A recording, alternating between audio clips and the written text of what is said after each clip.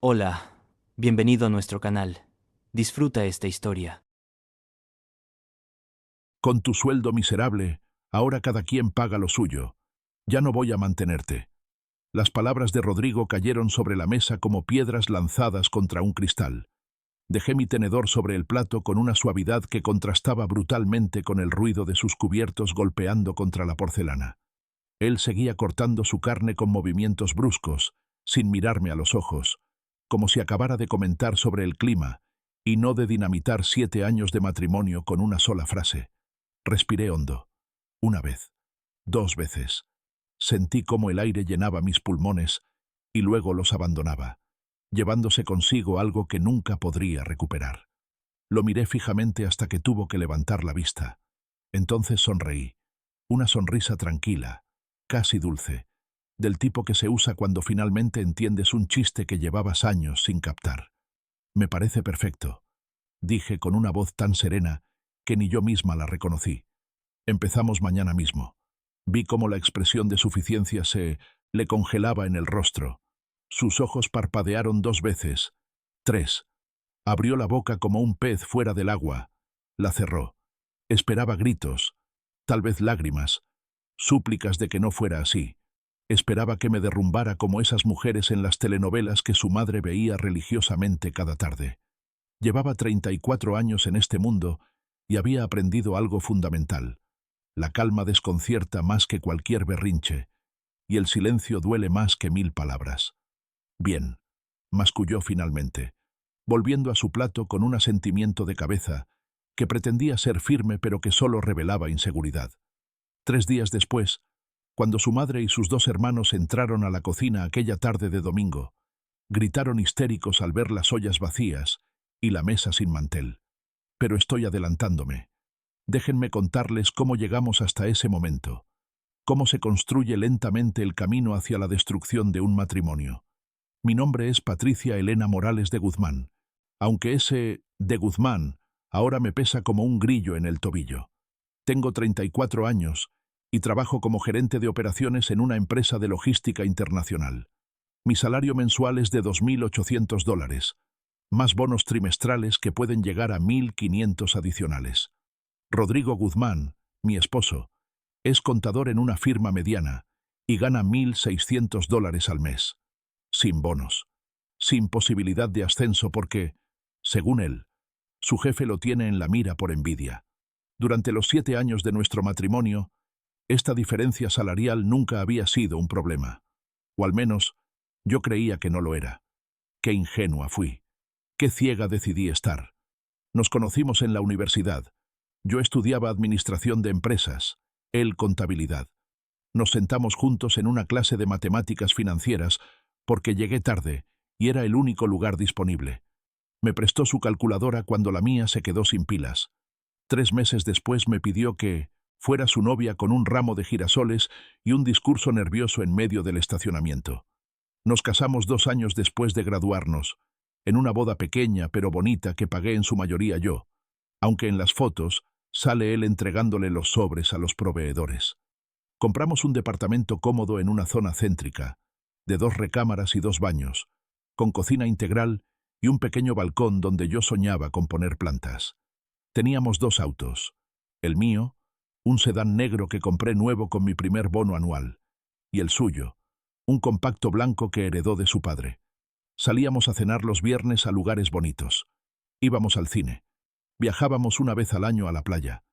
Yo manejaba las finanzas del hogar porque siempre fui mejor con los números, irónicamente, a pesar de que él era el contador de profesión. Rodrigo firmaba donde yo le decía. Asentía cuando le explicaba sobre las inversiones que hacía en fondos de ahorro, sobre los seguros que contrataba, sobre el presupuesto mensual que diseñaba meticulosamente en hojas de Excel de colores. Él seguía con su vida, confiado de que yo tenía todo bajo control. Y lo tenía. Demasiado bien. La casa de sus padres quedaba a exactamente 22 minutos de la nuestra.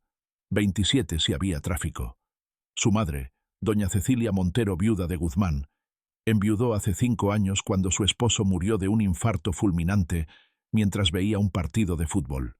Desde entonces, sus 3 hijos se turnaban supuestamente para cuidarla, aunque, Turnarse es un eufemismo más generoso que el perdón papal.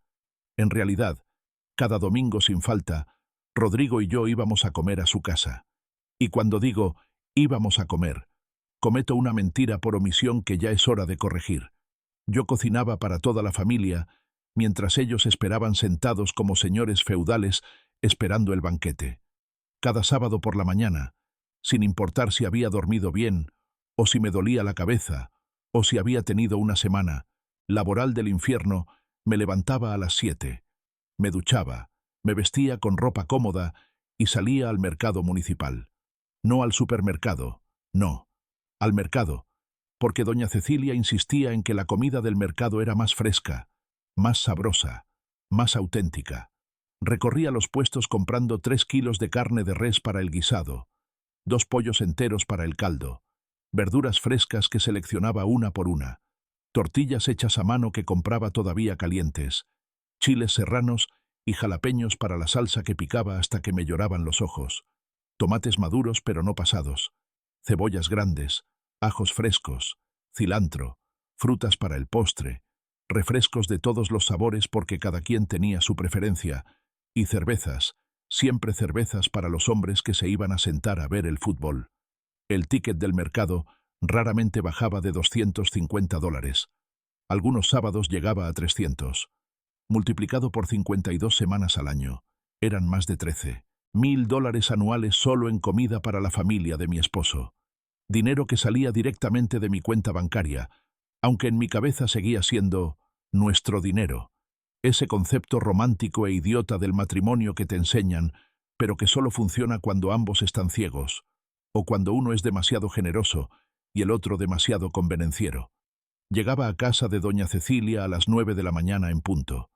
Ella me abría la puerta en bata, con su café de la mañana todavía caliente en la mano, y me decía lo mismo cada domingo. «Ay, mija, qué bueno que llegaste. Ya tengo hambre de tu sazón».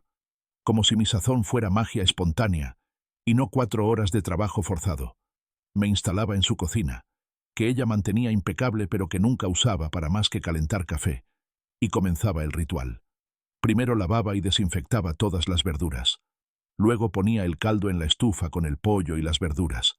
Ese caldo que tendría que hervir por lo menos 2 horas, para que quedara en su punto. Mientras tanto, preparaba el guisado de res con papas, zanahorias y chícharos. Hacía el arroz rojo, ese arroz que tiene que dorarse primero en aceite y luego cocinarse con el caldo de tomate hasta que quede esponjoso, pero no pegajoso. Preparaba los frijoles refritos, cortaba verduras para la ensalada, hacía la salsa en el molcajete, porque doña Cecilia decía que en licuadora no sabía igual. Durante esas 4 horas, ella se sentaba en la sala viendo sus telenovelas, con el volumen tan alto que yo podía escuchar cada diálogo dramático desde la cocina. De vez en cuando gritaba instrucciones: «El arroz necesita más comino, mija. La carne te está quedando seca. Bájale al fuego». En mis tiempos, las mujeres sabían cocinar de verdad, no como ahora que todo es comida rápida y cocinas sin alma. Yo asentía, sonreía, ajustaba sazones, tragaba réplicas que se me atoraban en la garganta como espinas. A la 1 de la tarde en punto llegaban todos. Rodrigo, que se había quedado en casa durmiendo hasta tarde mientras yo trabajaba. Su hermano mayor Daniel, con su esposa Mónica y sus 2 hijos, Sebastián y Valentina, 2 niños malcriados que corrían por toda la casa gritando sin que nadie los corrigiera. Su hermana menor Gabriela con Fernando, su novio de varios años que seguía prometiendo matrimonio cuando estuviera listo económicamente, lo cual traducido significaba nunca. 8 personas en total contándome a mí. 9 si contábamos al vecino que a veces se aparecía de casualidad, justo a la hora de la comida. La mesa se llenaba de platillos humeantes que yo había preparado con mis propias manos y pagado con mi propio sueldo, aunque nadie lo supiera, aunque nadie lo reconociera, aunque para todos eso fuera simplemente lo que se esperaba de mí. Ser mujer, ser nuera, ser la proveedora invisible. Comíamos entre charlas y risas. Los hombres hablaban de fútbol, de política, de sus trabajos. Las mujeres hablábamos de recetas, de chismes del vecindario, de ofertas en el supermercado. Los niños embarraban la mesa con salsa y tiraban agua. Era, en apariencia, una reunión familiar perfecta de esas que se ven en las películas. Excepto que las películas no muestran quién paga todo ni quién limpia después. Después de comer, los hombres se levantaban y se iban directamente a la sala. Rodrigo, Daniel y Fernando se despataraban en los sillones para ver el partido de fútbol de la tarde. Doña Cecilia se iba a su recámara para su siesta sagrada de 2 horas, de la que despertaba de mal humor si alguien la interrumpía. Y Mónica, Gabriela y yo nos quedábamos en la cocina. Las tres, automáticamente, como robots programados, comenzábamos a levantar los platos, a guardar las sobras en tuppers que yo también había comprado porque doña Cecilia nunca tenía suficientes, a lavar montañas de trastes grasosos, a limpiar la estufa manchada, a barrer el suelo, a dejar la cocina impecable, como si nunca hubiera ocurrido una comida. Terminábamos alrededor de las 5 de la tarde. Yo me despedía de todos, cargaba mis tuppers vacíos en el auto y manejaba de regreso a casa con un cansancio que me calaba hasta los huesos. Llegaba, me quitaba los zapatos en la entrada y me dejaba caer en el sofá. Rodrigo llegaba media hora después, feliz, relajado, con el estómago lleno y el espíritu contento de haber pasado un domingo perfecto con su familia. Esto había sido mi rutina durante 7 años, 364 domingos, descontando un par de vacaciones y aquella vez que tuve una gripe tan fuerte que tuve fiebre de 39 grados y no podía ni levantarme de la cama. Ese domingo, Rodrigo tuvo que llamar para cancelar. Según me contó después entre risas, su familia pidió comida china y su madre pasó todo el día llorando diciendo que se sentía abandonada, que sus hijos no la querían, que cuando ella muriera se iban a arrepentir. Pero yo no me quejaba. ¿Cómo iba a quejarme? Así se hacían las cosas, ¿no? Así me lo había enseñado mi propia madre, que cocinaba para mi padre todos los días y nunca protestó. Así me lo había enseñado mi abuela, que decía que una mujer de verdad cuida a su familia sin esperar reconocimiento. Una mujer buena sacrifica, provee, sostiene. Una mujer buena no lleva la cuenta. Una mujer buena no pone el amor en una hoja de Excel con columnas de débito y crédito. O eso creía yo. Qué tonta fui. El cambio comenzó sutilmente, como todas las cosas que terminan destruyéndote. Como esas grietas pequeñas en una pared que avisan que algo estructural está fallando, pero que ignoras porque reparar implicaría demoler y reconstruir. Hace 6 meses, Daniel perdió su empleo. La empresa donde trabajaba cerró operaciones y despidió a 200 personas, él entre ellas. Se mudó temporalmente a casa de doña Cecilia con Mónica y los niños, porque no podían pagar su renta. Temporal se convirtió en indefinido. Una semana se volvió un mes se volvió 2, y 2 meses se convirtieron en 6 sin señales de cambio. Los domingos se extendieron a los miércoles también, porque la familia debe apoyarse en tiempos difíciles, porque Daniel está deprimido y necesita sentirse arropado, porque los niños extrañan las comidas en familia. Yo llegaba los miércoles después de una jornada laboral completa, todavía con mi ropa de oficina, con los pies hinchados dentro de los tacones, con la espalda adolorida de estar frente a la computadora, y cocinaba para 9 personas. Compraba el doble de ingredientes, 2 viajes al mercado por semana. Mi gasto semanal en comida para la familia de Rodrigo subió a $500. Algunos meses llegaba a 600. Multiplicado por 4 semanas, eran $2.400 mensuales. Casi tanto como mi renta. Más de lo que Rodrigo ganaba completo después de impuestos. Rodrigo no decía nada. O peor, aún decía, mi madre está tan agradecida contigo, mi amor. Dice que eres una bendición para esta familia. Como si eso fuera suficiente. Como si el agradecimiento fuera moneda de cambio en el banco. Como si pudiera pagar las facturas del supermercado con palabras bonitas y sonrisas condescendientes. Fue un sábado en el estacionamiento del mercado cuando algo se rompió definitivamente en mi interior. Yo guardaba las compras en la cajuela del auto, cargando bolsas pesadas que me cortaban los dedos, cuando escuché voces conocidas. Doña Cecilia hablaba con su comadre Ernestina junto a otro coche, a unos metros de distancia. No me vieron. Estaban de espaldas, absortas en su conversación. ¿Y cómo están sobrellevando la situación de Daniel, comadre?, preguntó Ernestina con ese tono de falsa preocupación que usan las señoras cuando en realidad solo quieren chisme. Ay, comadre, pues ahí vamos llevándola como se puede, respondió doña Cecilia con un suspiro dramático. Por suerte Rodrigo nos ayuda muchísimo con la comida cada semana. Ese hijo mío es un ángel, siempre tan pendiente de su madre, no como otros hijos que se olvidan de sus viejos. Él nos trae toda la despensa, cocina para todos, se encarga de que no nos falte nada. Me quedé helada con una bolsa de tomates en cada mano. El mundo dejó de girar por un segundo. Rodrigo. Rodrigo nos ayuda. Rodrigo nos trae la despensa. Rodrigo cocina. Rodrigo el ángel. Rodrigo el hijo perfecto. Rodrigo el proveedor. Rodrigo que no había pisado un mercado en meses. Rodrigo que no sabía ni dónde guardábamos las ollas en casa de su madre. Rodrigo que se quedaba dormido los sábados mientras yo salía a comprar. Sentí algo caliente detrás de los ojos. No eran lágrimas de tristeza. Era furia hirviendo, acumulándose gota a gota durante 7 años hasta desbordar. Metí las bolsas en la cajuela con movimientos mecánicos, cerré con fuerza y me subí al auto. Manejé a casa de doña Cecilia en 1900, piloto automático. Esa tarde observé todo con nuevos ojos.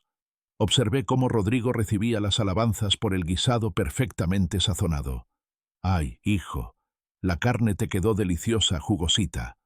Observé cómo su pecho se inflaba cuando doña Cecilia proclamaba: mi Rodrigo es un verdadero hombre de familia, de esos que ya no existen. Observé cómo Daniel le palmeaba la espalda diciendo: gracias, hermano, por mantenernos a todos. Observé cómo Gabriela suspiraba: ojalá Fernando fuera tan proveedor como tú. Esperé a que Rodrigo dijera algo, cualquier cosa. En realidad Patricia cocina. Mi esposa hace todo esto. Deberían agradecerle a ella. Pero no. Sonreía, asentía, aceptaba cada elogio como si le correspondiera por derecho divino. Como si él fuera el sol, y yo apenas su sombra. En el trayecto a casa, rompí el silencio que se había vuelto denso dentro del auto. ¿Por qué no les dijiste que yo cocino? Me miró genuinamente sorprendido, como si le hubiera hablado en mandarín. ¿Qué? Pues ya saben que cocinas. Tu madre le dijo a su comadre que tú nos traes toda la despensa y cocinas para todos. Se encogió de hombros mientras doblaba en una esquina. Bueno, técnicamente yo proveo. Es dinero de la familia. Sentí que algo se rompía dentro de mí. Pequeño, insignificante, como cuando se rompe una copa de cristal pero solo se astilla sin desmoronarse del todo. Es dinero de mi sueldo, Rodrigo. Es lo mismo, ¿no? Estamos casados. Lo que es tuyo es mío, y lo que es mío es tuyo. Qué conveniente, pensé. Qué conveniente que lo tuyo sea tuyo, pero lo mío también sea tuyo. No dije nada más durante el resto del camino. Pero esa noche, mientras él roncaba a mi lado, me quedé despierta mirando el techo, calculando, sumando, multiplicando. Los números nunca mienten. Los números no tienen ego. Los números no necesitan validación externa. La semana siguiente trajo nuevas sorpresas.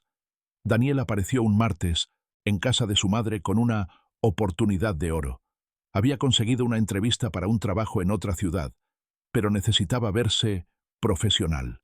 Un traje nuevo, zapatos decentes, dinero para el viaje, el hotel, las comidas. $500. Es una inversión en el futuro de la familia, me explicó Rodrigo esa noche, mientras yo revisaba nuestro presupuesto mensual en la laptop. Cuando Daniel consiga el trabajo, todo va a mejorar. Podrá ayudar a mamá, podrá mantener a sus hijos. Es lo correcto. Transferí el dinero sin discutir. $500 que salieron de mi cuenta hacia la de Daniel. No hubo recibo. No hubo promesa de devolución. No hubo ni siquiera un gracias directo a mí. Rodrigo lo llamó para decirle: ya te deposité, hermano. Mucha suerte. Daniel no consiguió el trabajo. El traje se quedó colgado en su closet. Los zapatos se mancharon la segunda vez que los usó. El dinero se evaporó como agua en pavimento caliente bajo el sol de agosto. Nadie volvió a mencionarlo. 2 semanas después, Gabriela necesitaba urgentemente $1,200. 1,000 para el depósito de un departamento que quería rentar con Fernando. 200 para los gastos de mudanza y algunos muebles básicos. Esta vez Rodrigo ni siquiera me consultó. Me envió un mensaje de texto. Le voy a depositar a Gaby. Es urgente. Transferí el dinero porque... ¿Qué otra cosa podía hacer? El departamento nunca se concretó. Fernando decidió que todavía no era el momento adecuado, y Gabriela se quedó en casa de su madre. Mis $1.200 se quedaron en algún limbo financiero del que nadie volvió a hablar jamás. Y entonces comenzaron los comentarios. Sutiles al principio, como todo lo verdaderamente venenoso. «Patricia, ¿tu oficina no tiene código de vestimenta?», preguntó doña Cecilia un domingo mientras yo servía el postre. Yo llevaba puestos unos pantalones de vestir y una blusa de seda color azul marino. Ropa de oficina, perfectamente apropiada, costosa, de marca. Pero en su tono había algo afilado, algo que cortaba. «Mónica siempre se ve tan femenina y arreglada», comentó Gabriela otra tarde mientras lavábamos los platos juntas. «Supongo que algunas mujeres prefieren la practicidad a la elegancia». Mónica, para que consten, no trabajaba. Mónica se dedicaba a cuidar su hogar, que básicamente significaba ver Instagram mientras doña Cecilia cuidaba a sus hijos. «¿Cuánto ganas exactamente, cuñada?», me preguntó Daniel sin ningún tipo de preámbulo un miércoles, justo cuando yo estaba sirviendo la sopa. «Rodrigo mencionó que tienes un puesto importante, gerencial. Debe ser buen dinero, más que un contador seguro». Sentí todas las miradas sobre mí. Rodrigo tosió incómodo, pero no dijo nada. No dijo: «Eso no es asunto tuyo, Daniel». No dijo: «Respeta a mi esposa». No dijo: «La carrera de Patricia no es tema de conversación familiar». Simplemente siguió comiendo su sopa como si nada hubiera pasado. «Lo suficiente», respondí con una sonrisa que no llegó a mis ojos. Y luego llegó aquella tarde, 3 semanas antes de que todo explotara. Yo acababa de terminar de cocinar un pollo al horno con papas que había tardado 3 horas en preparar. La mesa estaba puesta, la familia sentada, todos comiendo y conversando. Y doña Cecilia dejó caer la bomba. «Rodrigo, hijo», dijo con ese tono dulce que usaba cuando quería manipular a alguien. «He estado pensando mucho. Con todo lo que has hecho por nosotros, con todo lo que nos ayudas cada semana, creo que Patricia debería aportar más equitativamente a tu hogar». Mi tenedor se detuvo a medio camino hacia mi boca. Miré a Rodrigo. Esperé. «Por favor», pensé. «Por favor, defiéndeme. Por favor, di algo». «¿A qué te refieres, mamá?», preguntó él. Pero en su voz no había indignación, solo curiosidad, interés incluso. «Pues mira», continuó doña Cecilia, masticando delicadamente un pedazo de pollo que yo había cocinado. «Tú trabajas tanto, eres el proveedor de tu hogar, de tu familia, de nosotros. Te desgastas. Pero Patricia también tiene un buen trabajo. Gana bien, según mencionaste. Debería contribuir más. No es justo que tú cargues con todo el peso». Quise reírme. Una risa histérica que burbujeaba en mi garganta, amenazando con salir como vómito. Quise sacar mi teléfono y mostrarles mis estados de cuenta. Quise leer en voz alta cada transferencia, cada compra, cada gasto. Quise gritar hasta quedarme sin voz. Pero no hice nada de eso. Solo observé a mi esposo, esperando, rogando que dijera la verdad. «Tienes razón, mamá», dijo finalmente Rodrigo, limpiándose la boca con la servilleta. «Voy a hablarlo con Patricia esta semana». Fue como si me hubieran sumergido en agua helada. Sentí que el tenedor se volvía pesado en mi mano, imposible de sostener. Terminé de comer en silencio mientras todos continuaban conversando, planeando mi vida financiera como si yo fuera un mueble, en la sala, como si no estuviera presente, como si no importara. En el auto, de regreso a casa, Rodrigo tarareaba una canción en la radio. Yo miraba por la ventana viendo pasar las luces de la ciudad, cada una como un punto de fuga en mi matrimonio que se desmoronaba. Esa noche no pude dormir. Me levanté a las 2 de la madrugada. Fui a la sala, abrí mi laptop. Creé una hoja de cálculo nueva. En la primera columna puse gastos del hogar. En la segunda, gastos familia Guzmán. En la tercera, gastos personales míos que él desconoce. Trabajé durante 3 horas. Sumé cada recibo que había guardado obsesivamente durante años. Cada transferencia, cada compra en el mercado, cada viaje a la gasolina, cada Tupperware, cada préstamo a sus hermanos que nunca fueron devueltos. Los números en la pantalla brillaban con una claridad brutal. Verdad matemática. Incuestionable. Demoledora. Rodrigo llegó temprano del trabajo aquel lunes. Algo inusual. Yo estaba en la cocina, preparando la cena cuando lo escuché entrar y servirse un whisky. Otro comportamiento inusual. Él solo bebía whisky en ocasiones especiales o cuando tenía que tener conversaciones difíciles. Supe que había llegado el momento. «Patricia», dijo desde el comedor, «necesitamos hablar». Bajé el fuego de la estufa. Me limpié las manos en el delantal con movimientos lentos, deliberados. Me giré para mirarlo. Estaba sentado en la mesa, con el vaso de whisky entre las manos, mirándolo como si las respuestas del universo estuvieran en el líquido ámbar. «Te escucho», dije con voz neutra. Se aclaró la garganta. Tomó un trago largo. Otro. Dejó el vaso sobre la mesa con un golpe suave. «He estado pensando en lo que dijo mi madre el domingo pasado. Y la verdad, Patricia, tiene razón. Creo que deberíamos dividir los gastos de forma más justa». «Más justa», repetí, manteniendo mi voz cuidadosamente plana. «Sí, mitad y mitad. Cada quien se hace responsable de lo suyo. Es tiempo de que ambos aportemos equitativamente. Yo no puedo seguir cargando con todo». Y ahí fue cuando lo dijo. Cuando pronunció las palabras que partirían nuestra historia en dos. Un antes y un después. «Con tu sueldo miserable, ahora cada quien paga lo suyo. Ya no voy a mantenerte». El mundo se detuvo. El refrigerador dejó de zumbar. El reloj dejó de hacer tic-tac. Hasta mi corazón pareció detenerse por un latido. Miré a este hombre al que había amado, por el que había cocinado cientos de comidas, al que había sostenido económicamente sin que él siquiera lo supiera, el hombre que había convertido mi trabajo, mi dinero, mi sacrificio, en su propia narrativa de héroe familiar. Y sonreí, una sonrisa auténtica esta vez, porque finalmente entendía, finalmente veía con claridad. «Me parece perfecto», dije con una calma que emanaba desde lo más profundo de mi ser. «Empezamos mañana mismo. Esta misma noche, de hecho». Rodrigo parpadeó, sorprendido por mi respuesta, pero no dijo nada más. Creo que esperaba más resistencia, más conversación, tal vez incluso lágrimas. No le di nada de eso. Simplemente terminé de cocinar. Servimos la cena en silencio. Comimos sin hablar. Él revisaba su teléfono. Yo calculaba mentalmente. Esa misma noche, después de que él se durmiera, volví a mi laptop. Abrí un documento nuevo y comencé a escribir. No una carta de despedida ni un ultimátum emocional.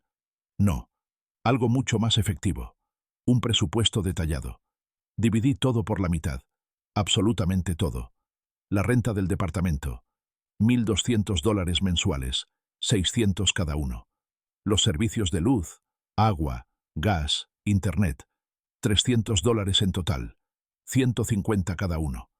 El mantenimiento del edificio, $100, 50 para cada quien. La gasolina de ambos autos, $200 combinados, 100 cada uno. La comida para nosotros dos en casa, $400 al mes, 200 cada quien. Luego llegué a la parte interesante. Los gastos que yo había estado cubriendo sola. Esos gastos invisibles que nadie cuenta pero que sangran las cuentas bancarias. El supermercado semanal para cocinar en casa de doña Cecilia. $600 al mes. 300 para cada uno si íbamos a dividir todo equitativamente. Los préstamos a su familia. Ya no más. Esos no entraban en ningún presupuesto compartido. Los regalos para cumpleaños, el Día de las Madres, Navidades, mitad y mitad. Los tuppers, las servilletas, los refrescos extras, mitad y mitad. Imprimí el documento en 2 copias, una para él, una para mí. Lo puse sobre la mesa del desayuno junto a su taza de café. A la mañana siguiente, Rodrigo bajó con su traje puesto, listo para ir al trabajo. Tomó su café, vio el papel, lo leyó mientras masticaba su pan tostado. Frunció el ceño, volvió a leerlo.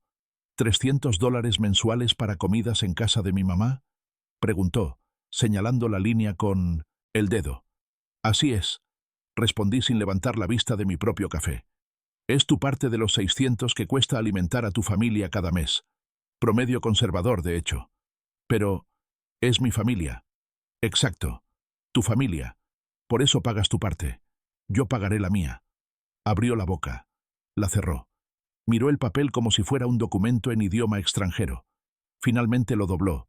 Se lo metió en el bolsillo del pantalón y se fue al trabajo sin decir nada más. No hubo beso de despedida. No hubo «que tengas buen día». Solo el sonido de la puerta cerrándose. El sábado llegó más rápido de lo que esperaba. O tal vez no. Tal vez cada día había sido eterno. Cada hora cargada con la anticipación de lo que vendría. Me levanté a mi hora habitual. Me duché. Me vestí. Rodrigo estaba en la cocina preparándose un café. ¿No vas al mercado?, preguntó, mirando el reloj. No, respondí simplemente. ¿Cómo que no? Tenemos que ir a comer a casa de mi mamá. Tú tienes que ir a comer a casa de tu mamá. Lo corregí con suavidad. Yo no voy. Se quedó con la taza a medio camino hacia su boca. ¿Qué?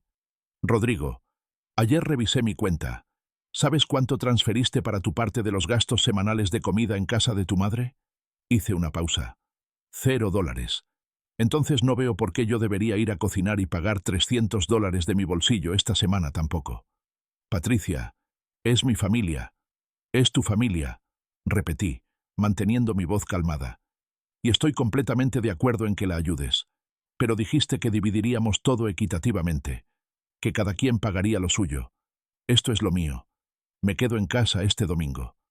¿Y qué se supone que voy a decirle a mi mamá? Me encogí de hombros. La verdad, supongo, que ya no puedes mantenerme con tu sueldo y que ahora cada quien se hace responsable de lo suyo. Vi cómo la realidad comenzaba a filtrarse en su expresión. Abrió la boca para decir algo. Lo pensó mejor. La cerró. Tomó su café de un trago, agarró las llaves y salió. Media hora después me llamó. No contesté. Me volvió a llamar. Ignoré la llamada. Al tercer intento, mandó un mensaje. Patricia, por favor. Mamá está preguntando dónde estás. Los niños tienen hambre. Respondí. Dile que estoy en casa, que no me siento bien, que pidan comida o que alguien más cocine esta vez. No puedo pedirles eso. Daniel no tiene dinero. Gabriela no sabe cocinar así. Entonces supongo que tendrás que hacerlo tú. O pedir comida a domicilio. Tu decisión. No respondió más. Pasé el domingo haciendo cosas que no había hecho en meses. Leí un libro completo. Tomé una siesta larga en el sofá. Pinté mis uñas. Pedí comida tailandesa solo para mí, y la comí viendo una película. Fue el domingo más relajado que había tenido en 7 años. Rodrigo llegó a las 8 de la noche. Tenía la cara desencajada, la camisa arrugada, los ojos cansados. Se dejó caer en el sofá, junto a mí. Fue un desastre, murmuró. ¿Qué pasó?, pregunté, aunque podía imaginarlo perfectamente. No había comida. Mamá estaba histérica. Los niños lloraban. Daniel se molestó porque tuve que comprar comida para llevar y me pidió que le prestara para su parte porque no tiene dinero. Gasté $200 en comida china para todos. Mónica se quejó de que la comida tenía mucho glutamato. Gabriela dijo que extrañaba tus guisados. Mamá lloró diciendo que te estaba enfermando de gravedad para no ir a cocinar, que éramos sus únicos hijos que la cuidaban. Sentí una punzada. Pequeña, casi imperceptible. No de culpa exactamente, sino de algo más complejo. Doña Cecilia había sido buena conmigo a su manera, pero su manera incluía usar mi trabajo sin reconocerlo y criar hijos que esperaban que las mujeres se sacrificaran en silencio. Lo siento, dije, y era verdad. Sentía que las cosas hubieran llegado a este punto, pero no lo suficiente para cambiar de opinión. El miércoles siguiente fue peor. Rodrigo me llamó a las 5 de la tarde, justo cuando yo salía de una junta en la oficina. Patricia, ¿vienes a casa de mamá? No, Rodrigo. Ya te lo dije. No voy hasta que deposites tu parte de los gastos. Es que son $300. Es mucho dinero. Tuve que morderme la lengua para no reír. $300 era mucho para él, pero 600 que yo había estado pagando sola cada mes durante años, esos no contaban. Entonces no vayas tú tampoco. O ve pero que cada quien lleve su comida. O pidan a domicilio. Hay muchas opciones, Rodrigo. Mi mamá va a pensar que te has vuelto egoísta. Tal vez, respondí con una calma que me sorprendió a mí misma. O tal vez finalmente entenderá que yo también tengo límites. Colgué. Me temblaban las manos, pero no de miedo. Era adrenalina pura. Libertad. Esa noche, Rodrigo no fue a casa de su madre. Llegó a casa directamente después del trabajo. Pidió una pizza para los dos y comimos en silencio viendo televisión. Era extraño, incómodo, pero también era la primera vez en meses que teníamos una noche de miércoles solo nosotros. El viernes por la noche, doña Cecilia llamó. Rodrigo contestó en altavoz, probablemente para que yo escuchara. Hijo, necesito hablar contigo sobre Patricia.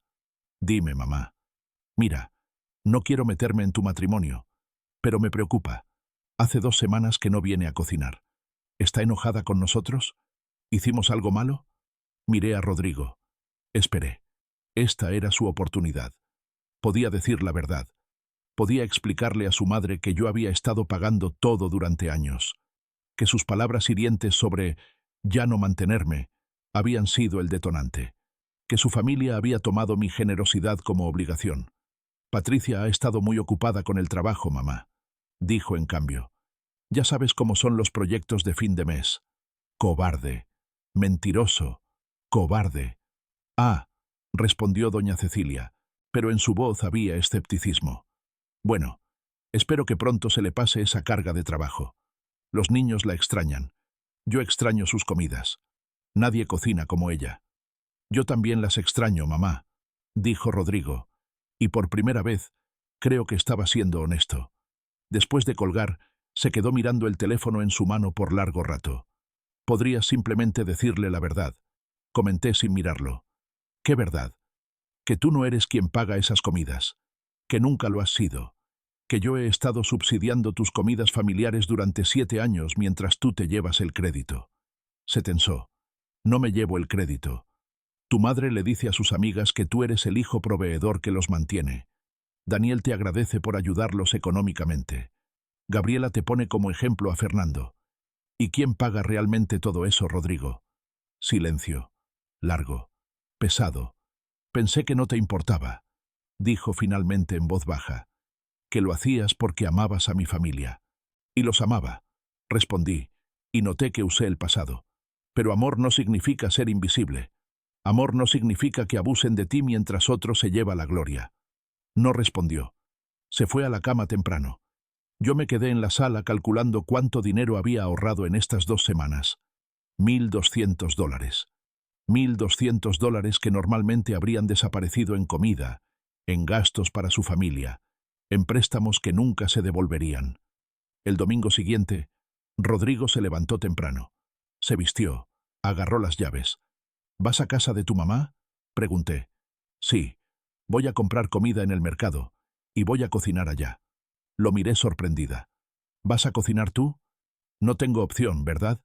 Dijo con un tono entre resignado y resentido. Daniel no puede pagar. Gabriela no sabe.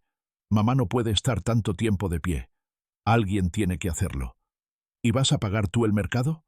Dudó. Por un momento vi la batalla interna en su rostro. Finalmente, asintió. Sí, voy a pagar yo. ¿Todo? Todo.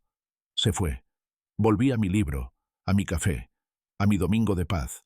Pero esta vez había una sensación diferente en el aire, como si algo estuviera cambiando, como si la realidad estuviera finalmente alcanzando a Rodrigo. Regresó a las 7 de la noche. Se veía absolutamente destruido. Tenía manchas de grasa en la camisa, un corte en el dedo envuelto en una curita, y una expresión de absoluto agotamiento. Se sentó junto a mí sin decir palabra. Yo esperé. Gasté $320 en el mercado, dijo finalmente, mirando al vacío. Cociné durante 5 horas. 5 horas, Patricia. Se me quemó el arroz 2 veces. El pollo quedó seco. La salsa estaba muy picante. Mamá me estuvo corrigiendo todo el tiempo desde la sala. Daniel se quejó de que la carne estaba dura. Mónica apenas probó bocado. Los niños dijeron que extrañaban tu comida. Hizo una pausa. Después tuve que lavar todos los trastes. Mónica y Gabriela dijeron que ellas habían lavado suficientes platos los domingos anteriores, que ahora me tocaba a mí. Terminé a las 6. Me duelen la espalda, los pies, las manos. No sé cómo lo hacías cada semana. 2 veces por semana los últimos 6 meses. Lo corregí suavemente. Miércoles y domingos. Me miró como si realmente me viera por primera vez en años. ¿Cómo lo hacías? Porque amaba a tu familia. Porque pensaba que era mi deber. Porque nadie me dijo que no tenía que hacerlo. Porque tú nunca me defendiste cuando asumían que era mi obligación. Se pasó las manos por la cara. Lo siento. ¿Lo sientes porque lo entiendes o porque ahora tú tienes que hacerlo? No respondió. Y esa falta de respuesta fue respuesta suficiente. El lunes en la mañana, mientras tomábamos café antes de irnos al trabajo, Rodrigo puso un sobre en la mesa frente a mí. ¿Qué es esto?, pregunté. $300. Mi parte de los gastos de comida de ayer. Abrí el sobre. Efectivamente, había $300 en billetes. Los conté lentamente. Solo pagaste 320, dije. Esto es casi todo lo que gastaste. Ya pagué mi parte, insistió. Ahora te toca pagar la tuya si quieres seguir yendo. Sonreí. No era una sonrisa feliz. No, gracias. No voy a volver. ¿Qué? No voy a volver a cocinar para tu familia, Rodrigo. No el siguiente domingo ni el siguiente. No hasta que pase algo que francamente no creo que vaya a pasar. ¿Qué tendría que pasar? Que tu familia reconozca que yo era quien lo hacía todo. Que se disculpen por asumir que era mi obligación. Que tú les digas la verdad sobre quién pagaba todo. Que entiendan que su hijo proveedor en realidad era su nuera invisible. Estás siendo ridícula. Estás siendo ciego, repliqué. Pero eso no es nuevo. Me fui al trabajo dejándolo con su café y sus pensamientos. Los días siguientes fueron tensos. Rodrigo y yo convivíamos como compañeros de departamento más que como esposos. Cada quien pagaba exactamente su parte. Yo hacía mi comida, él hacía la suya. Yo lavaba mis platos, él los suyos. Dividimos hasta el papel de baño en el supermercado, contando quién usaba más. Era absurdo, era triste, pero era lo que él había pedido. Las llamadas de doña Cecilia se volvieron más frecuentes. Llamaba a Rodrigo 3, 4 veces al día. ¿Cuándo va a volver Patricia? ¿Por qué no viene? ¿Hicimos algo que la ofendiera? Él seguía sin decirle la verdad. Seguía inventando excusas. Trabajo, proyectos, cansancio. Todo menos la verdad. Daniel llamó una tarde. Necesitaba dinero otra vez. Algo sobre un curso que le ayudaría a conseguir empleo. $500. No. Escuché que Rodrigo decía por teléfono. No puedo. Hubo una pausa. Daniel hablando del otro lado. Su voz alzándose incluso a través del auricular. Porque no tengo ese dinero, Daniel. Tengo gastos. Tengo responsabilidades. Otra pausa. Más larga. No. Ya no puedo pedirle a Patricia. Las cosas han cambiado. Colgó. Me miró. Yo fingí estar concentrada en mi laptop, pero había escuchado todo. ¿Feliz?, preguntó con amargura. No, respondí honestamente, pero tampoco infeliz, solo consciente. Esa noche, Rodrigo se sentó a mi lado en el sofá, algo que no había hecho en semanas. Vi mis estados de cuenta de los últimos 7 años, dijo sin preámbulo. Todos los gastos que yo creía que pagábamos entre los dos. Esperé en silencio. La mayoría venían de tu cuenta. La renta, casi siempre tú. Los servicios, casi siempre tú. La comida, siempre tú. Los préstamos a mi familia, todos tú. Los regalos, siempre tú. Su voz se quebró un poco. Yo ganaba 1.600 al mes y gastaba 1.400 en mis cosas personales. Mis salidas con amigos, mi ropa, mi auto, mi gasolina, mis hobbies. Y tú ganabas 2.800 y pagabas 3.500 mensuales de gastos compartidos. Cerré los ojos. Finalmente lo veía. ¿Cómo no me di cuenta?, susurró. Porque no querías darte cuenta, respondí con suavidad. Porque era más cómodo creer que eras el proveedor. Porque tu familia te trataba como héroe, y eso alimentaba tu ego. Porque cuestionar esa narrativa significaba admitir que tu esposa te había estado manteniendo todos estos años. Yo no sabía. Sí sabías, Rodrigo. Tal vez no los números exactos, pero sabías. Cada vez que yo pagaba algo y tú no preguntabas de dónde salía el dinero. Cada vez que tu familia te agradecía y tú no me defendías. Cada vez que asumías que yo seguiría haciéndolo todo sin reconocimiento. Se quedó en silencio por largo rato. Luego sacó su teléfono. Marcó un número. Puso altavoz. «Mamá, necesito hablar contigo. De Patricia». Y finalmente, después de tantas semanas, después de tanto silencio y tantas mentiras por omisión, Rodrigo le dijo la verdad. Le dijo que yo había estado pagando todas las comidas durante 7 años, que yo cocinaba, yo compraba, yo limpiaba, que él solo llegaba a comer y se llevaba los aplausos, que sus hermanos me habían pedido préstamos que nunca devolvieron, que yo había gastado más de $100.000 en su familia a lo largo de nuestro matrimonio. Escuché cómo doña Cecilia comenzaba a llorar del otro lado. No supe si eran lágrimas de vergüenza o de manipulación. «¿Y por qué no nos dijiste antes?», sollozó ella. «Porque asumí que era mi trabajo», respondió Rodrigo. Hizo una pausa. «No, eso es mentira, porque me gustaba que me vieran como el hijo perfecto, el proveedor, el héroe, y era más fácil tomar el crédito que dar el reconocimiento». Hubo silencio. «Quiero hablar con Patricia», dijo finalmente doña Cecilia. Rodrigo me miró. Le negué con la cabeza. Él entendió. «No está disponible ahora, mamá.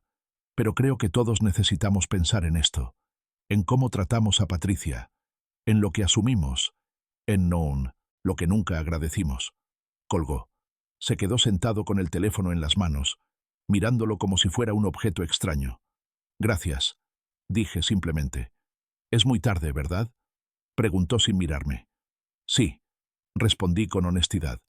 «Creo que sí», porque esa era la verdad que ambos necesitábamos aceptar. Algunas cosas, una vez rotas, no se pueden reparar completamente. Algunas palabras, una vez dichas, no se pueden retractar. Algunos dolores, una vez causados, no se pueden deshacer. Con tu sueldo miserable, seguiría resonando en mi cabeza cada vez que lo mirara. Y ambos lo sabíamos. Pasaron 2 semanas más.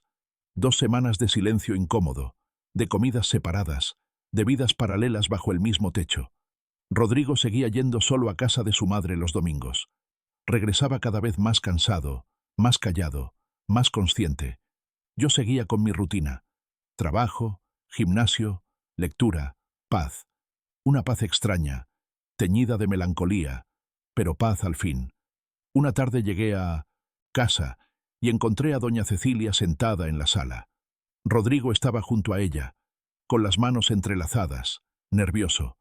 Mi primera reacción fue dar media vuelta y salir, pero algo me detuvo. Tal vez la curiosidad, tal vez el cansancio de tanto evitar lo inevitable.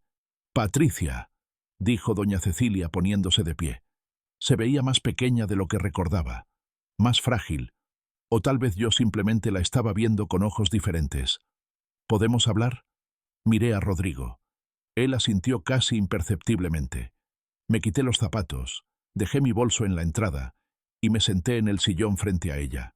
Mantuve mi distancia, mantuve mi guardia alta. «Rodrigo me contó todo», comenzó ella, las manos temblando ligeramente sobre su regazo. «Sobre el dinero que gastaste, sobre todas las comidas que cocinaste, sobre cómo todos asumimos que era obligación tuya». Esperé en silencio. No iba a facilitarle esto. «Yo crecí en una época diferente», continuó, mirando sus manos. «Mi madre me enseñó que una mujer debe servir a su familia, que el sacrificio silencioso es virtud, que una nuera buena trata a la familia de su esposo como propia, sin esperar nada a cambio». Levantó la vista. «Pero eso no significa que estuviera bien, que fuera justo contigo». «No», concordé simplemente. «No lo fue. Yo te veía cocinar cada domingo y pensaba, qué mujer tan buena le tocó a mi hijo. Pero nunca pensé en preguntarte si querías hacerlo, si estabas cansada, si era mucho. Asumí que era tu deber. Y yo lo asumí también», admití. «Durante mucho tiempo». Doña Cecilia sacó un pañuelo de su bolso. Se secó los ojos, aunque todavía no había lágrimas. Un gesto automático, aprendido. Hablé con Daniel y Gabriela. Les dije lo mismo que Rodrigo me explicó. Daniel se molestó primero. Dijo que tú nunca te quejaste, que cómo íbamos a saber. Pero Mónica, sorprendentemente, lo entendió de inmediato. Dijo que ella también había notado cómo todos asumían, cómo nadie te agradecía directamente. Eso me sorprendió. Mónica, quien siempre me había parecido tan ajena a todo, había visto lo que nadie más quiso ver. Gabriela lloró, continuó doña Cecilia. Dijo que le daba vergüenza, que los $1.200 que le prestaste eran más de lo que su novio le había dado en 5 años de relación. No necesito que se sientan mal, dije con cansancio. Solo necesitaba que vieran, que reconocieran. Y yo necesitaba disculparme, dijo doña Cecilia, ahora sí con lágrimas reales rodando por sus mejillas. No solo por asumir, sino por criar a mis hijos para que asumieran también, por enseñarles que el trabajo de una mujer es invisible, por hacerte sentir que tu generosidad era obligación. Sentí algo ablandarse en mi pecho. No perdón completo, no todavía, pero un principio. Gracias, dije simplemente. No espero que vuelvas a cocinar para nosotros, añadió rápidamente. De hecho, preferiría que no lo hicieras, al menos no por un tiempo. Necesitamos aprender a valernos por nosotros mismos. Daniel encontró finalmente trabajo, uno local. Gabriela terminó con Fernando. Yo estoy aprendiendo a cocinar de nuevo, cosas sencillas. Miré a Rodrigo. Él había estado en silencio todo este tiempo, dejando que su madre hablara. ¿Cómo te sientes?, le pregunté directamente. Él suspiró profundamente. Como un idiota, como un ciego, como alguien que vivió 7 años en una mentira cómoda. Hizo una pausa. Fui a terapia, Patricia. 2 sesiones hasta ahora. Eso sí me sorprendió. Rodrigo, que siempre había dicho que la terapia era para gente débil, que los problemas se resolvían hablando entre parejas, no con extraños. El terapeuta me hizo ver cosas que no quería ver. Me preguntó, ¿por qué asumiste que tu esposa estaba feliz de pagar todo? ¿Por qué nunca preguntaste? ¿Por qué te molestaste cuando ella puso límites? Se frotó los ojos. Y no tuve respuestas, buenas, solo excusas. Doña Cecilia se levantó. Los dejo hablar. Solo quería que supieras, Patricia, que lo siento. De verdad. Y que si algún día quieres venir a visitarme, será como invitada, no como cocinera. Y si no quieres venir nunca más, también lo entenderé. La acompañé a la puerta. Antes de salir me abrazó. Un abrazo breve, torpe, pero genuino. Después se fue. Rodrigo y yo nos quedamos en la sala. El silencio ya no era tan hostil como antes, pero seguía siendo pesado. ¿De verdad vas a terapia?, pregunté. Sí. El terapeuta dice que tengo problemas con reconocer el trabajo emocional de otros, que crecí con un modelo donde los hombres proveen dinero y las mujeres proveen todo lo demás, pero que el dinero es lo único visible, lo único que cuenta. Hizo una pausa.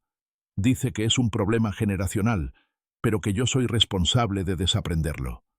¿Y estás dispuesto a hacerlo? Estoy intentándolo. He estado llevando un registro de todo lo que hago en casa, todo lo que tú haces. Es vergonzoso, Patricia. Tú haces el 70% de todo, y yo creía que era 50-50. Me senté en el sofá. Él se sentó a mi lado, manteniendo distancia. Cuando dijiste eso de mi sueldo miserable, comencé, y lo sentí tensarse. No fue solo el insulto, fue la revelación de lo que realmente pensabas, que mi trabajo valía menos, que mi contribución era insignificante, que tú me estabas haciendo un favor al estar conmigo. Yo no... Sí, lo interrumpí.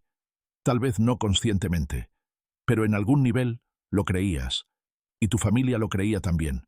Y yo, idiota de mí, lo permití durante años. Lo siento, dijo, y en su voz había una quebrada genuina. Lo siento tanto, Patricia. No puedo deshacer lo que dije. No puedo devolverte esos años de falta de reconocimiento. No puedo borrar el dolor. No, concordé. No puedes. Entonces, ¿qué hacemos? Era la pregunta del millón, la que había estado evitando, durante semanas, porque la respuesta no era simple. El amor no había muerto completamente, pero la confianza sí. El respeto había sido herido de muerte. La imagen que tenía de nuestro matrimonio se había hecho pedazos. No lo sé, admití finalmente. Parte de mí quiere intentar reconstruir. Otra parte está demasiado cansada. ¿Y si yo hago todo lo posible por cambiar? Rodrigo, no es sobre ti haciendo cosas para compensar. Es sobre el hecho de que necesitaste que yo te dejara de hacer todo para valorarlo. Necesitaste perderlo para apreciarlo. ¿Qué dice eso de nosotros? No tuvo respuesta. Y yo tampoco. Los meses siguientes fueron extraños. Rodrigo continuó en terapia.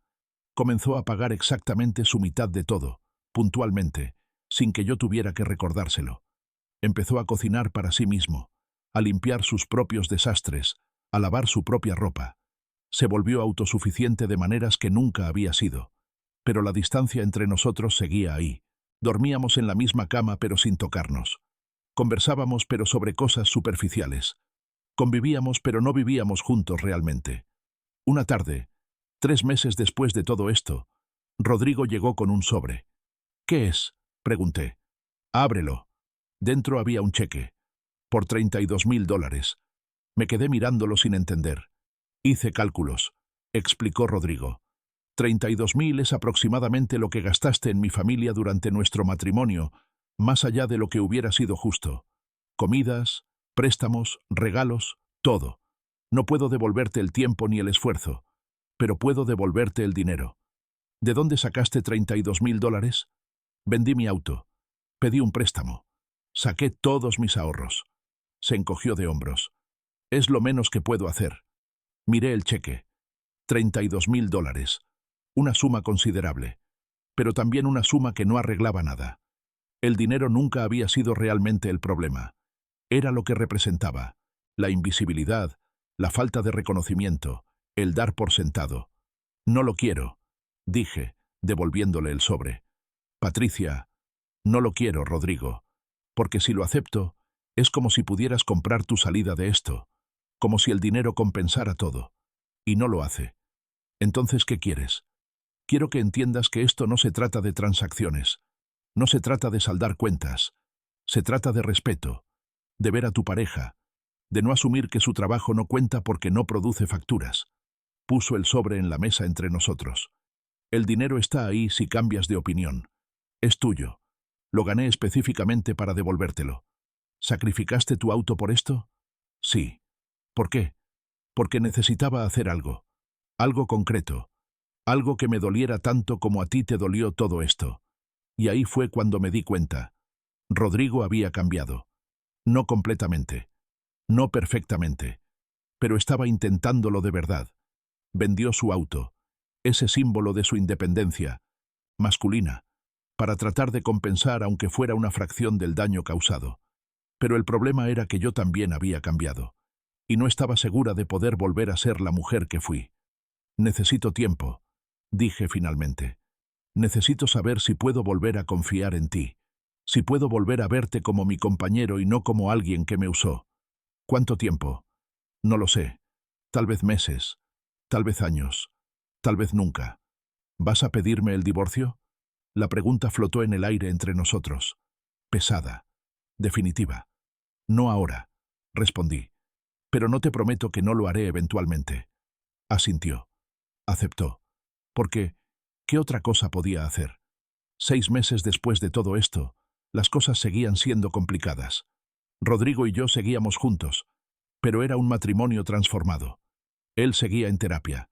Yo también había comenzado la mía, trabajando en establecer límites, en valorarme, en no perderme en el servicio a otros. Había vuelto a casa de doña Cecilia exactamente 2 veces. Una vez para su cumpleaños, donde llegué como invitada, no como cocinera. Daniel y su esposa habían preparado la comida. No estaba perfecta, pero estaba hecha con esfuerzo. La segunda vez fue cuando Daniel finalmente me devolvió los $500, en efectivo, con una disculpa genuina. Gabriela me invitó a tomar café, solo nosotras dos. Me contó que había terminado con Fernando después de darse cuenta de que estaba repitiendo los patrones que había visto en su hermano. Me dijo que estaba aprendiendo a ser independiente, que había comenzado un negocio pequeño de repostería. No le pedí que me devolviera el dinero. Algunos puentes se reconstruyen de maneras diferentes. Con Rodrigo habíamos establecido nuevas reglas. Cuenta bancaria conjunta con aportaciones iguales basadas en porcentaje de ingresos, no cantidades fijas. 60% yo, 40% él, proporcionalmente a nuestros salarios. Todo lo demás, separado. Sin préstamos a familia sin discutirlo primero. Sin asumir nada. Lentamente, muy lentamente, Algo parecido al afecto comenzó a filtrarse de nuevo. No era lo mismo que antes. No era ese amor inocente e ingenuo de creer que el matrimonio era fácil. Era algo más maduro, más consciente, más frágil. Algo que sabíamos que podía romperse en cualquier momento si no lo cuidábamos. Una noche, mientras veíamos televisión en el sofá, Rodrigo tomó mi mano. Fue un gesto simple, pequeño, pero significativo. No la retiré, pero tampoco la apreté de vuelta. Dejé que mi mano descansara en la suya, neutral, sin compromiso. ¿Crees que algún día podamos volver a ser nosotros?, preguntó en voz baja. No, respondí con honestidad, porque ese nosotros estaba construido sobre una mentira, sobre mi sacrificio invisible y tu reconocimiento falso. Entonces, ¿qué somos ahora? Dos personas que están aprendiendo a construir algo nuevo, algo más honesto, algo más equitativo. No sé si funcionará, no sé si será suficiente. ¿Pero estás dispuesta a intentarlo? Pensé en todo lo que había pasado, en las palabras hirientes, en los años de invisibilidad, en el dolor de ser dada por sentada. Pero también pensé en estos últimos meses, en los esfuerzos genuinos de Rodrigo, en su terapia, en su cuenta bancaria vacía porque vendió su auto para compensarme, en las pequeñas cosas que ahora hacía sin que se lo pidiera. Estoy dispuesta a intentarlo, dije finalmente, pero con los ojos abiertos, con límites claros, y con la certeza de que si vuelves a hacerme sentir invisible, me iré sin mirar atrás. Justo, dijo, apretando suavemente mi mano. Y ahí nos quedamos, en ese espacio incómodo entre el amor dañado y el perdón pendiente, en ese limbo donde las parejas van cuando el divorcio sería lo más fácil, pero el intento parece lo más correcto. No era un final feliz de cuento de hadas. Era algo más real y más complicado. Porque esa es la verdad que nadie te dice sobre el matrimonio. A veces el amor no es suficiente. A veces necesitas respeto, reconocimiento, equidad. Y cuando esas cosas se pierden, recuperarlas es un trabajo titánico que no siempre vale la pena. Pero a veces, solo a veces, si ambas personas están genuinamente dispuestas a cambiar, a crecer, a ver realmente al otro, puede funcionar. ¿Funcionaría para nosotros? No lo sabía, y esa incertidumbre ya no me asustaba como antes. Había aprendido algo fundamental en estos meses. Podía estar sola, podía valerme por mí misma, podía ser feliz sin sacrificarme por otros. Y esa certeza, ese conocimiento de mi propia fortaleza, valía más que cualquier matrimonio perfecto. Así que seguí adelante, con Rodrigo a mi lado, pero no dependiendo de él, con su familia en mi vida, pero con límites firmes, con amor en mi corazón, pero no a costa de mi propia dignidad. Y en las noches tranquilas, cuando revisaba mis cuentas bancarias y veía el dinero que había logrado ahorrar en estos meses, sentía una satisfacción profunda. No era venganza, no era triunfo, era simplemente la paz que viene de conocer tu propio valor.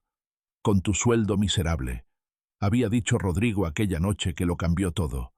Qué irónico que esas palabras crueles terminaran siendo el impulso que necesitaba para valorarme a mí misma, para dejar de ser invisible, para exigir lo que merecía. La herida seguía ahí. Probablemente siempre estaría ahí en algún nivel, pero ahora era una cicatriz, no una herida abierta.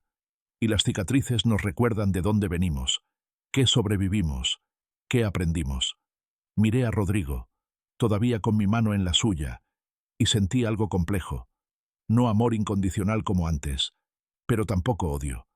Era respeto cauteloso, afecto medido, esperanza realista, y tal vez, solo tal vez, eso era suficiente para construir algo nuevo sobre las ruinas de lo que fuimos. O tal vez, no lo era. El tiempo lo diría. Por primera vez en 1900 años, estaba en paz con no tener todas las respuestas. Estaba en paz con la incertidumbre, porque ahora sabía que sin importar qué pasara con mi matrimonio, yo estaría bien. Y esa certeza, ese conocimiento profundo de mi propia fortaleza e independencia, era el regalo más valioso que había salido de todo este dolor. Nunca más sería invisible. Nunca más daría sin recibir reconocimiento. Nunca más permitiría que alguien, ni siquiera mi esposo, me hiciera sentir menos por mi generosidad. Había aprendido la lección más dolorosa pero más importante. El amor propio no es negociable.